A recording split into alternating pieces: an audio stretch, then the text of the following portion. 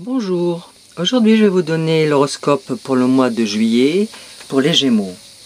À partir du 9 juillet, Mercure rentre dans le signe du Cancer. Les transits de Mercure, qui a un rapport avec tout ce qui concerne l'intellect, la communication, l'information, la manière de réfléchir, d'exprimer ses idées, ont une répercussion au quotidien. Ce transit annonce quelques semaines focalisées sur la famille, le foyer. Accompagné d'humeurs changeantes et d'une certaine prédisposition à dramatiser les situations. Puis, le 24 juillet, Mercure rentre dans le signe du Lion. Avec ce transit, nous aurons tous un meilleur sens pratique, la possibilité de concrétiser nos initiatives, de la vivacité et du dynamisme, mais cela indique aussi une plus grande nervosité, des tensions, des échanges verbaux inadaptés que l'on peut regretter ensuite. Mercure en Lion sera propice à tous les domaines créatifs. Le 1er juillet, il y aura une conjonction Vénus-Jupiter en Lion. Ce transit bénéfique de l'astre de la grande fortune Jupiter sur celui de la petite fortune Vénus constitue l'influence la plus bénéfique au point de vue de la chance, du bonheur, du bien-être matériel. Les aspirations les plus chères voient leur réalisation.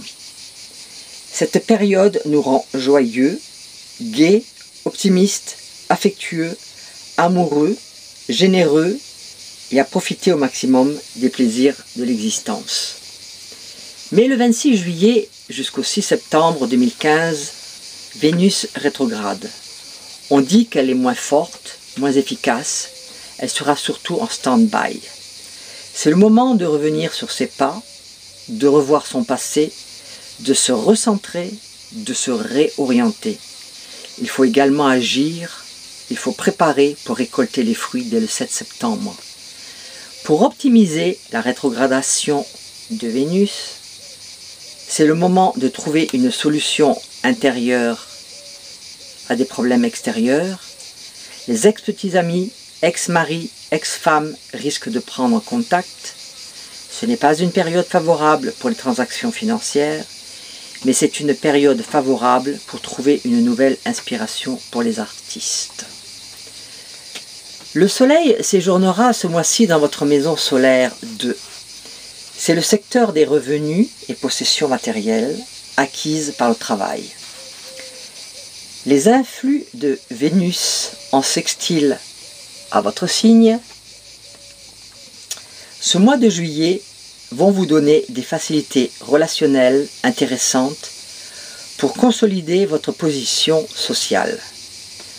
De nouveaux projets vont apparaître et avec les bons influx de Jupiter jusqu'au 12 août, pour le 3e décan, né du 11 au 21 juin, il y aura sûrement des facilités, des opportunités professionnelles ou relationnelles à saisir.